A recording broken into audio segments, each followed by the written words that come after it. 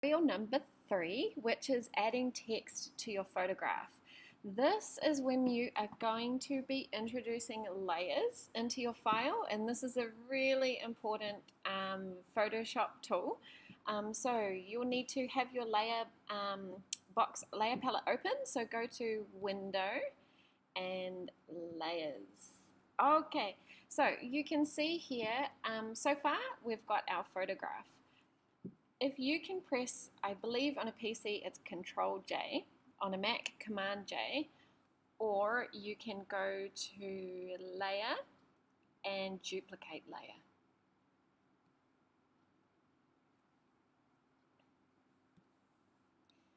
Okay, so now we've got two layers here. We've got two Mr. Pugs over here in the layer box.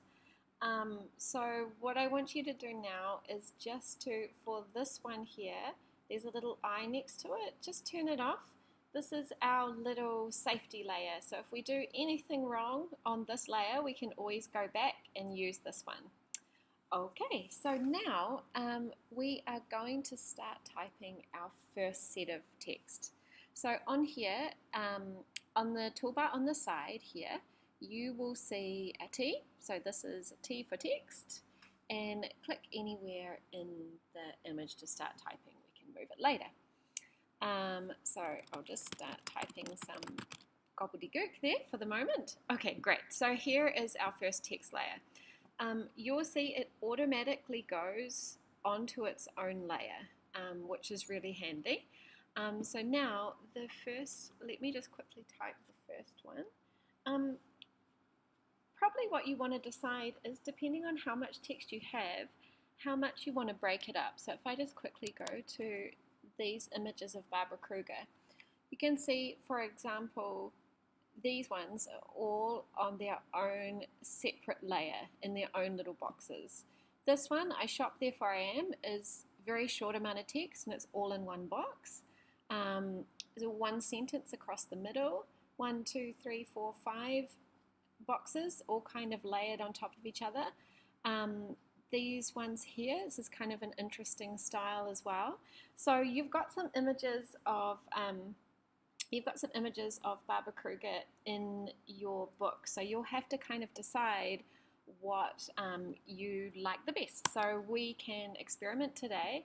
So my sentences are kind of long. The first one is, I hope I find my passion. Oops. Okay, so if you want to change, I'm going to change the text to white up here. So white.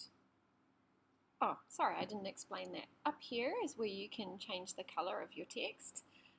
So you can just double click in this box up the top. Okay, and another place you can change the color of your text is down on the toolbar. There's two boxes here. It depends, one might be a black box, one might be a white box, or they might have colors depending on what you were doing last time you were using Photoshop. So down here, just double click, 1, 2, and you'll get the same box up, and you can move this up and down to change the colors. Click anywhere you like. Okay, but we're sticking with the Barbara Kruger style of the bright red with white and black. So I'm going to start with white. Okay, so I hope I find my passion. Now, to change the size of this text, you can do it by typing into here.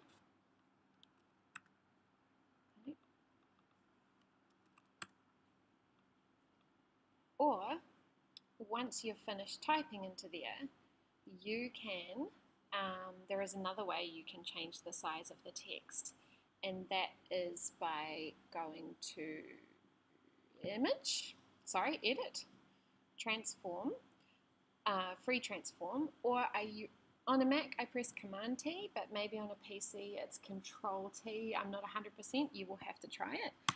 So when you do Free Transform, you get boxes that look like this. When they look like this, you can change the size, but if I do it like that, it's going to kind of make my font skinnier. So what is a really good practice to get into is to hold down Shift while you're moving the box, so that you're constraining the proportion of the letters.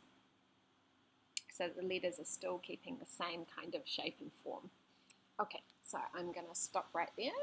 And then as soon as you've done, and this is where a lot of students go to me, Miss Anna, I can't do anything. Just make sure you press enter or return once you finish changing the size, and then that box will disappear. Okay, there you go. So then, there is my first set of text. Now obviously it's gone onto the white and it's hard to see, and this is why Barbara Kruger puts the groovy red boxes behind her white text. So I am going to come down here. Actually, let me show you that in another tutorial, in tutorial number 4. Otherwise you'll be listening to me for a long time. Thanks, grade 5.